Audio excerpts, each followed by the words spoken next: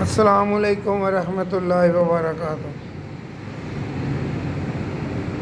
یہ ایک اس کی شیپ میں نے بنائی تھی زگ زیگ کے حوالے سے، نیچے سے اس کو اس طرح زگ زیگ کی طرح کا بنا کے تو اوپر اس کے میں نے سٹیپ بنا دیے تھے۔ آپ دوستوں سے شیئر کر رہا ہوں کہ آپ ذرا بتائیں یہ میری کوشش کیسی رہی۔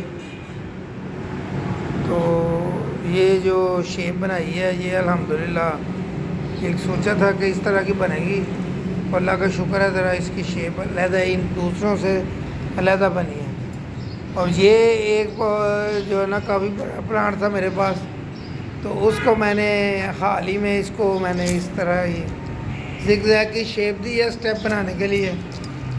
تو ان دونوں میں سے آپ لوگ بتائیں کہ کون سا پودے کی شیپ بہتر ہے، پھر انشاءاللہ تعالیٰ اسی پودے کی شیپ بنانا بھی آپ کو سکھائیں گے، بتائیں گے کہ کیسے میں نے اس کو جو ہے نا یہ شکل دی، اور انشاءاللہ تعالیٰ پھر وہی شیپ کے اور پودے انشاءاللہ تیار کروں گا۔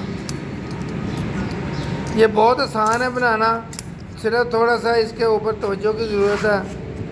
تو ہم تو یہ کہتے ہیں کہ ہم خود بنائیں گے تو کم از کم نرسریوں والوں کی محتاجی بچ جائے گی۔ تو اللہ کا شکر ہے کہ یہ اب پودے انڈر ٹریننگ ہے، انشاءاللہ تعالیٰ یہ اس سال میں یا اگلے سال میں اپنی شکل صحیح جو ہم چاہتے ہیں وہ اختیار کر لیں گے۔